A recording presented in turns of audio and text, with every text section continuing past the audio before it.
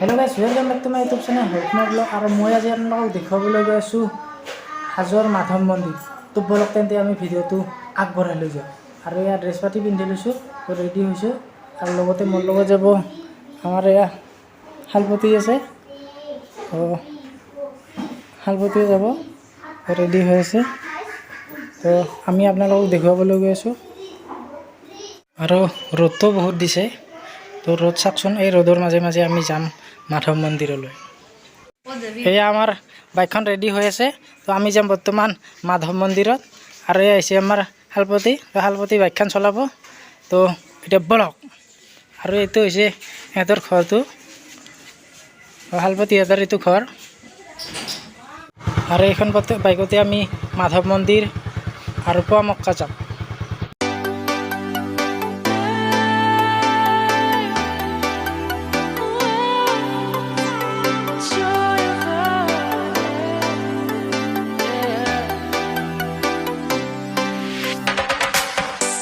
The joy of the first steps of a child. It's the joy of your great grandmother's smile. और finally आमी NK Madhav मन्दिर gate पाई गेलु। और एतु रास्तारे যাব লাগিব माधव मन्दिर। तो फाइनली आमी माधव मन्दिरर मन्दिरस्थान आহি পালো।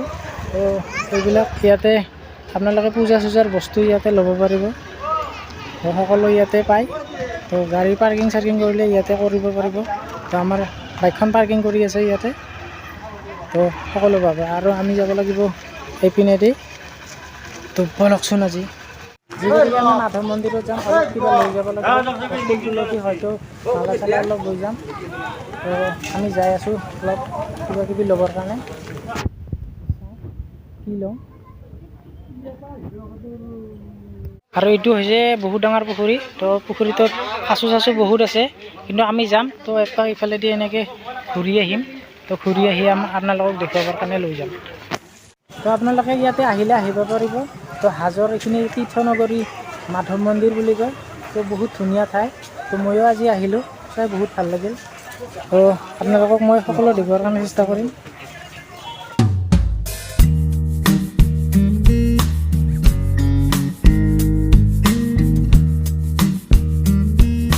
আৰু এইবিলাক যে চলাৰবিলাক দেখিছে, তো আপোনালোকে দেখিছেনে? সেইটো মটৰেদি পূৰা ওপৰত দেখি পানী আহি আছে। তো তাত মটৰ ফিটিং কৰা আছে। তো পানীটো একদম ফিল্টাৰ হোৱাৰ কাৰণে তো ফিটিং কৰা আছে। আৰু চলাৰবিলাক ইয়াতে ফিটিং কৰা আছে, তো যাতে মটৰটো চলিব পাৰে। আৰু ইয়াতে লাইন চাইনো পায়। তো চলাৰ সকলো ঠাইতে আছে চলাৰ, লাইনো আহে চলাৰৰ পৰা। তো ইয়াতে সকলো মানে ব্যৱস্থা কৰা হৈছে। চলাৰৰ ফিটিং কৰি ইয়াতে মানে মটৰ চলে আৰু পানীটো এনেকৈ আহি আছে। আৰু মাধৱ মন্দিৰত উঠাৰ আগত মই আপোনালোকক অলপ পুখুৰী কাছকেইটা দেখুৱাৰ কাৰণে চেষ্টা কৰিম ফুটবলত। কাছু চোৱাৰ কাৰণে চাওকচোন, মানুহ বহুত এভেইলেবল হৈ আছে। তো বহুত ডাঙৰ ডাঙৰ কাছু আছে। সেইটো কাছু দেখিছেনে আপোনালোকে? তো সেইটো হৈছে কাছু। এইবিলাক সকলো ইয়াতে কাছু আছে চাওকচোন। তো ভাবিছিলোঁ খাদ্য দিম বুলি, কিন্তু অনুমতি নাই, সেইকাৰণে দিব নোৱাৰিলোঁ। তো এইবিলাক হৈছে কাছু।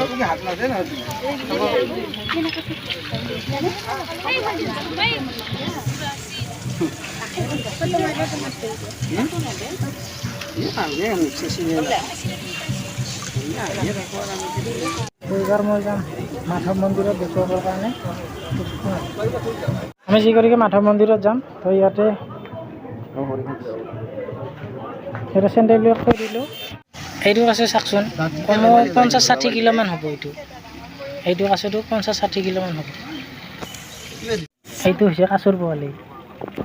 এইটো কাছুৰ পোৱালি চাওকচোন, ইমান মৰম লাগে। এৰি দিয়া। আৰু আমি পুখুৰীটো কাছুখিনি টাকা পাৰিবা দি যাম এতিয়া বৰ্তমান মাধৱ মন্দিৰত। তো ইয়াৰ পৰা আমি চাকি ধূপ লৈ ল'ম। তো এখন থালত 100 টকা। ধতুৰা গুটি দিছে 3টা, আৰু এয়া ধানৰ মালা এডাল দিছে 10 টকা লৈছে। এনেকৈ চেৰি বগাই যাব লাগিব তো মাধৱ মন্দিৰলৈ। আৰু এনেকৈ আমি 120টামান চিৰি বগাই যাব লাগিব, তাৰপাছত মাধৱ মন্দিৰ পাম। আৰু য'তে বাঘৰ ভয় ত'তে ৰাতি হয়। আমাৰ তাতেও বান্দৰ, কিন্তু ইয়াতেও চাওক বান্দৰে কল খাত ব্যস্ত। আৰু এইবিলাক যে চিৰিবিলাক দেখিছে গোটেই শিল কাটি কাটি বনোৱা হৈছে, একদম এনেকুৱাকৈ বনোৱা নাই যে গোটেই শিলৰে, শিলৰ চিৰি বনোৱা হৈছে, এইবিলাক শিলৰে গোটেই। আৰু এইটো হৈছে মাধৱ মন্দিৰৰ মেইন দুৱাৰ গেট। তো এইফালেদি আমি আহিলোঁ। আৰু এইটোৱে হৈছে সৰগুৰি মাধৱ মন্দিৰ। আৰু ইয়াতে ভিডিঅ' কৰাৰ অনুমতি নাই, তথাপিও লাহেকৈ মই কেমেৰাটো ওলাই দিছোঁ। লক্ষী মন্দিৰৰ পৰা ওলালোঁ, লক্ষী মন্দিৰৰ পৰা এইখিনি দিলে। তো এতিয়া চাকি জ্বলাম আমি। আৰু ইয়াতে মই এইবাৰ চাকি জ্বলাম। আৰু সেনেকৈ মই চাকি জ্বলা আৰম্ভ কৰি দিলোঁ। আৰু এইপিনে দি আছে সকলোকে ভোগ দি আছে, আৰু একফালে মই চাকি জ্বলাই আছোঁ। তো সকলোকে মংগল।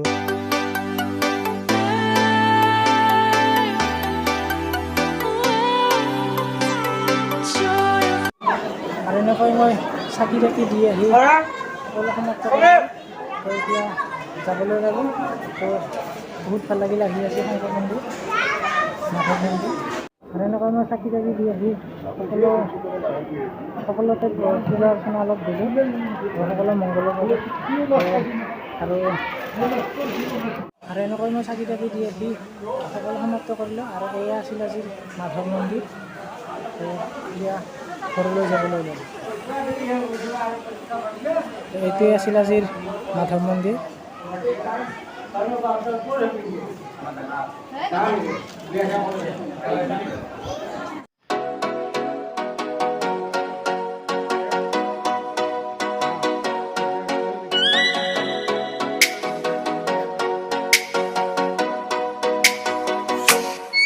Oh, let me up with a bright smile on now. এইখিনি বস্তু মন্দিৰৰ পৰা ৰিটাৰ্ণ দি দিলে ঘৰত নিবৰ কাৰণে। তো এতিয়া বৰ্তমান আমি যাই আছোঁ। তো এইবিলাক হৈছে চেৰি। তো মানুহ অহা কমাই নাই, তো মানুহ নাচে আহিয়ে থাকে।